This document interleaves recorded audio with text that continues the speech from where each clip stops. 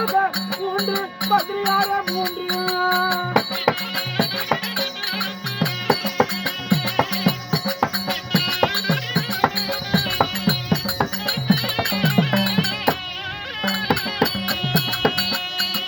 கதவுன ஜாடி ஜாடி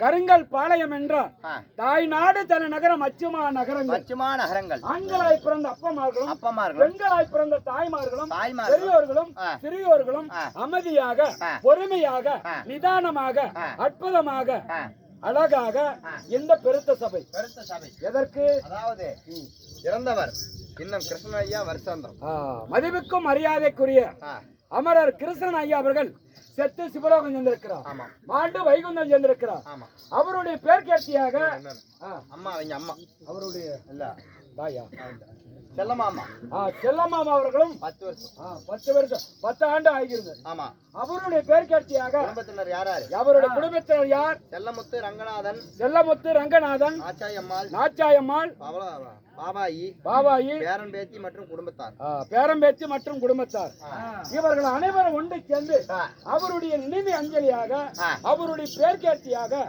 இன்று ஓரிரவு நாடகம் அரங்கேற்றம் வச்சிருக்கிறாங்க. அப்படி ஆமா அப்படி இருக்கணும். கேட்டு கொடுப்பது மனித குணம், கேட்காத தருவது தெய்வ குணம் படைத்த மதிப்புக்கும் மரியாதைக்குரிய அருமை ஐயா. யாரு? மதிப்புக்கும் மரியாதைக்குரிய அருமை ஐயா செல்லமுத்து ஐயா அவர்கள் அவர் சொத்திலிருந்து நமக்காக வாரி வழங்கியிருக்கிறார்.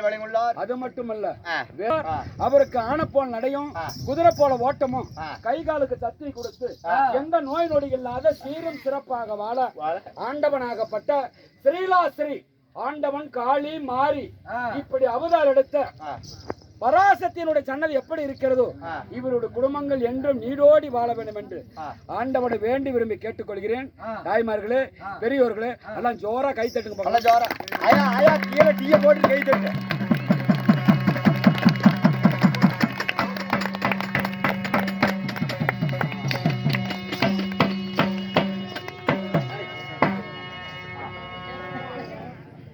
அப்படி இருந்துட்டாலும் இன்று வைத்துள்ள நாடகம் ஒரு அற்புதமான அழகான பழைய காலத்து நாடகம், ஆதி நாடகம், ஓலை சுவடிகளை எழுதக்கூடிய நாடகங்கள் இருப்பதை நாட்டிலே உரைப்பதற்காக நான் வந்திருக்கிறேன்.